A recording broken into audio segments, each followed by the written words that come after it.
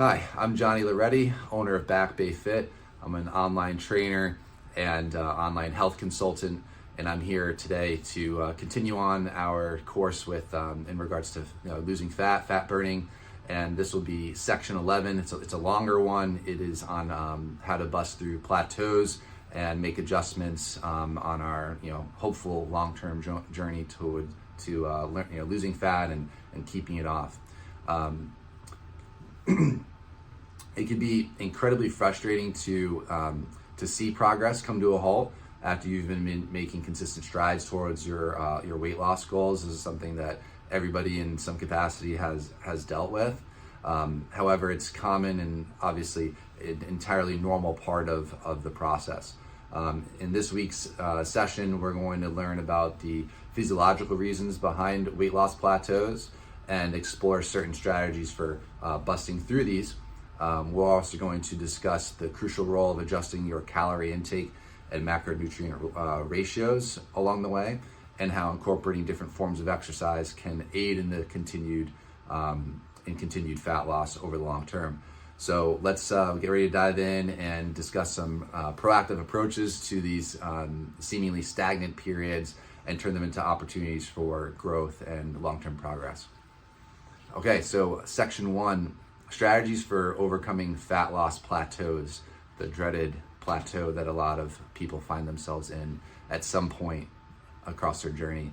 It's a common occurrence for a lot of people, nearly everybody. After weeks or months of steady fat loss, weight loss, it's a natural to hit a point where your progress seems to stall out.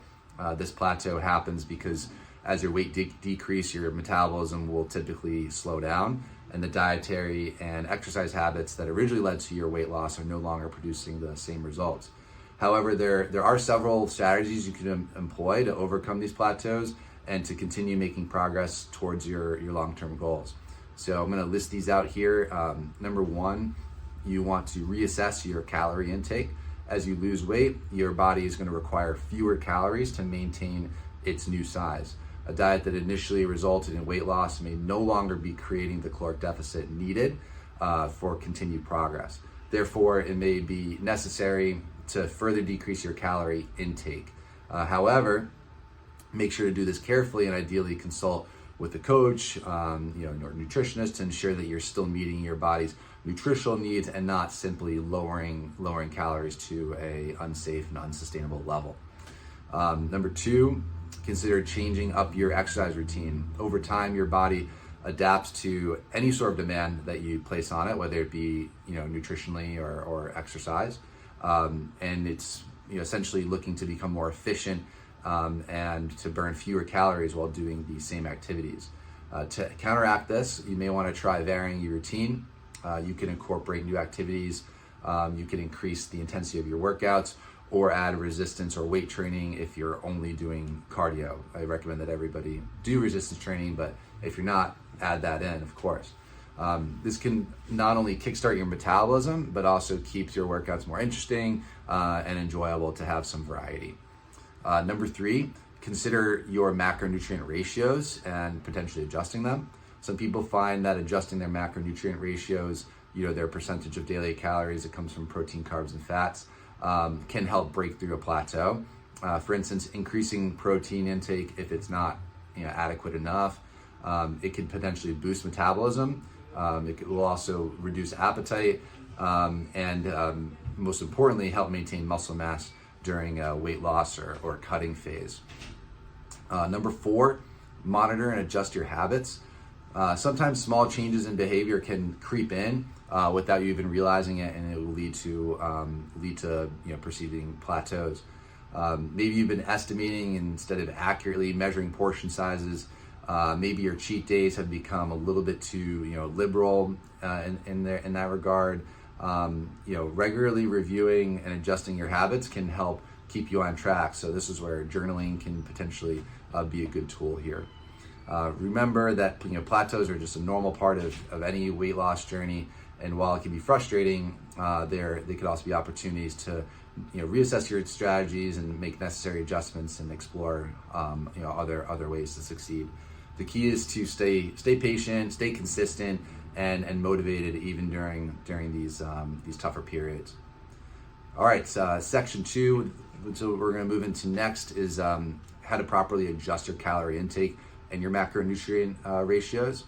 So navigating a fat loss journey requires regular assessment, reassessment, and potential adjustment of your calorie intake and macronutrient ratios, as we had mentioned.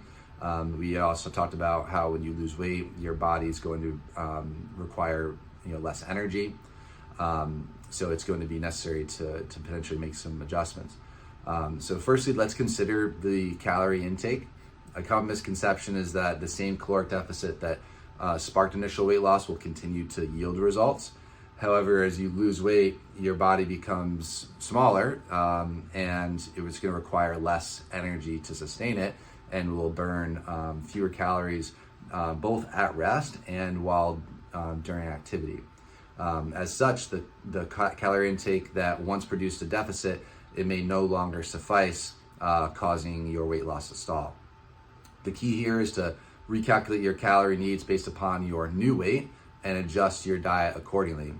Be careful though, and ensure that your calorie intake doesn't drop too low, which could lead to nutrient deficiencies and other health problems, and even slow your metabolism down even further. It's always wise to work with a professional on this when you're making adjustments, if that's something that you can do. Now let's look at macronutrient ratios, which will obviously impact calorie intake. Protein, carbs, and fats, they each play unique and essential roles in our body.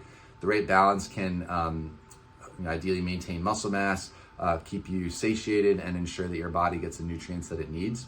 While optimal macronutrients can greatly vary depending on age, sex, physical activity level, and personal goals. Some general guidelines can be helpful that I'll share with you. For example, increasing your protein intake can be beneficial during a fat loss phase.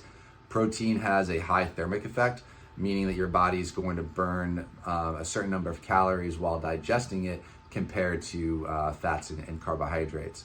It also serves to preserve muscle mass during weight loss and increase feelings of fullness and satiety. The range of protein consumption is wide, and there's a lot of research done on this, but for simplicity, I'm just going to recommend 1 gram of protein per pound of body weight. If you're of normal body weight, this is sufficient for most individuals.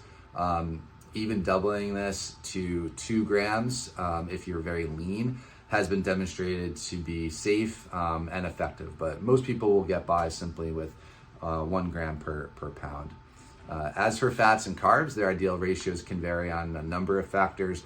Some people do well on a lower carb, higher fat diet. In fact, I think that most people do, while others thrive on a moderate to high carb, lower to moderate fat diet.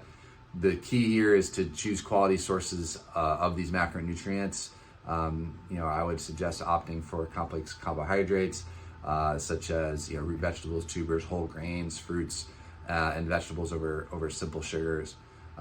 Choose healthy fats from sources such as avocados, nuts, seeds, and omega-3s from fish such as wild salmon, over trans fats aren't really a thing anymore, or highly processed foods with a high amount of saturated fat. It's important that as men, if you're a male, we need fat for hormone regulation, as do women as well. And in regards to men, it's fat is vital for testosterone production. So I don't recommend ever dropping your fat intake below 0.25 grams per pound of body weight, which most people aren't going to get that low. But a low fat diet is a great way to disrupt your endocrine system.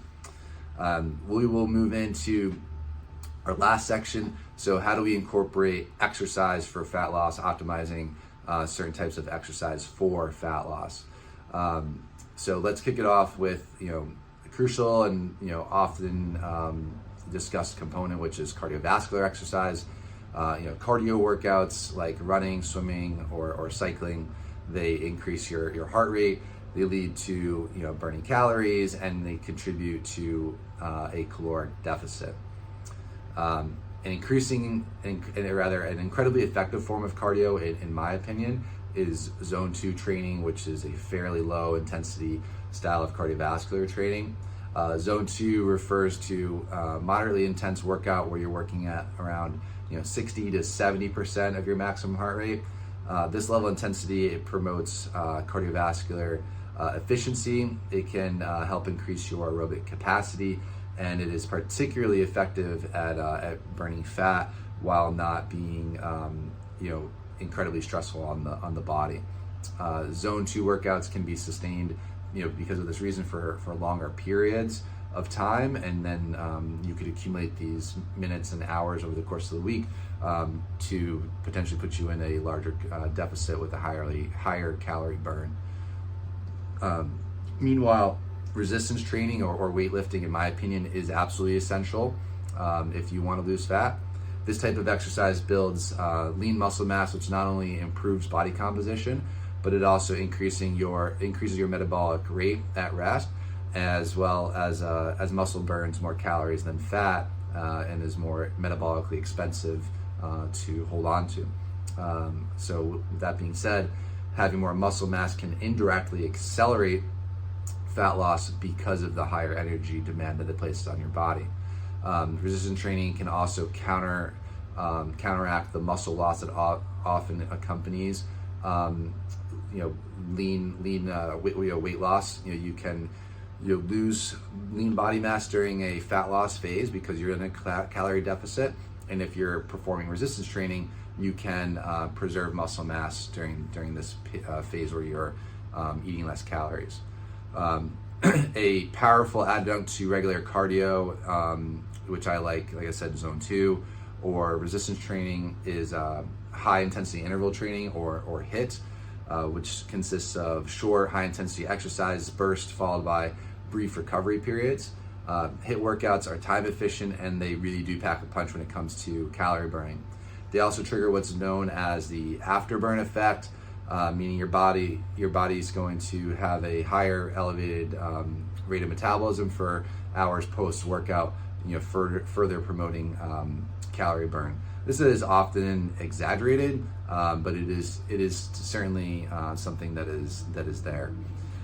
So finally, let's highlight the importance of non-exercise physical activity or NEAT. Simple actions such as choosing the stairs over the elevator, which are common tips. Parking a little bit further away from the grocery store, or taking a walk during your lunch break. I like to encourage clients to take walks after they eat. These things can significantly contribute to your daily calorie burn, assisting with fat loss over time. Another good thing is to just simply look at your step count, making sure that you're getting up and moving throughout the day, in addition to your dedicated exercise sessions. So that's pretty much it for section 11 here. We've got one more section, the final one next time, where we're just going to be talking about maintenance and long-term strategies. And you've made a lot of progress so far, hopefully, and now we're going to talk about long-term strategies for success.